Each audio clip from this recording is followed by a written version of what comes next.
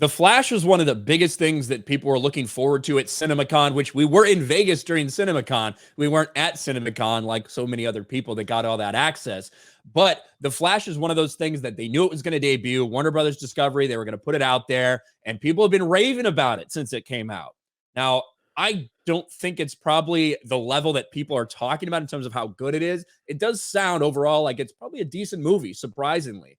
But one of the people associated with the production are coming out and saying, this movie is just so good, Jeremy, that it'll make you forget what a terrible human being Ezra Miller is. The Flash production designer says audiences will forget Ezra Miller's crimes.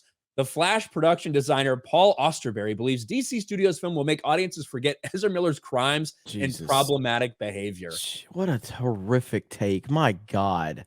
If you just don't say anything about that, there's actually a chance that a decent amount of people do forget about it.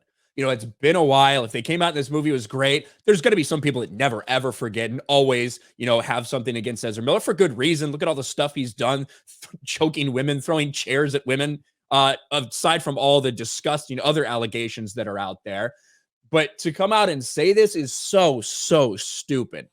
As Warner Brothers gears up to release The Flash in theaters this summer, many moviegoers are wondering how star Ezra Miller's history of legal troubles and alleged abuse might impact the release and press tour. The film's production designer, Oscar winner Paul Austerberry, isn't sweating it. During a recent interview, he said this. Austerberry says he's not too concerned with the stories surrounding Miller will affect the film. Quote, people will forget that, he said, noting that Miller did a superb job playing the titular hero as two distinct characters, which required production to shoot the film in two different chunks with Ezra switching roles every few days.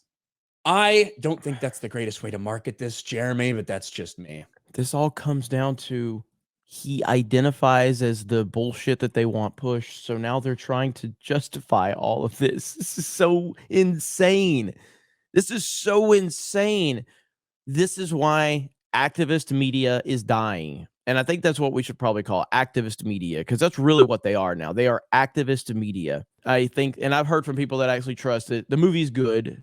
It's probably not as great as a lot of the reaction, but it is a solid movie. That's kind of universal across the board from people that have seen it, regardless if they say it's the greatest thing they've ever seen or if they just say it's good. It's good.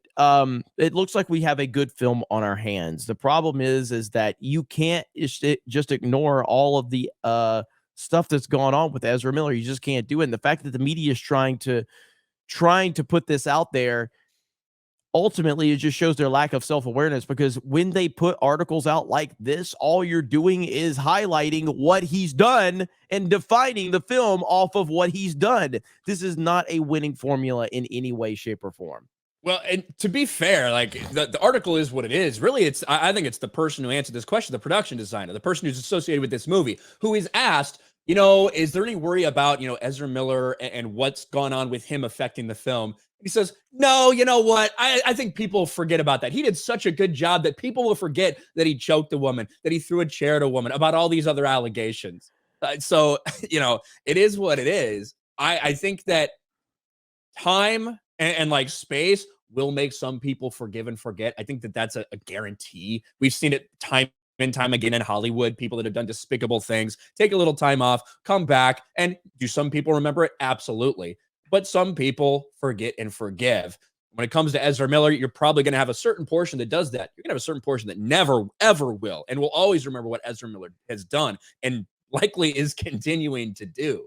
Yeah. But this is just a stupid thing to say if you're associated with this movie, and it's just going to, like you said, ramp that back up and make people remember all of those things.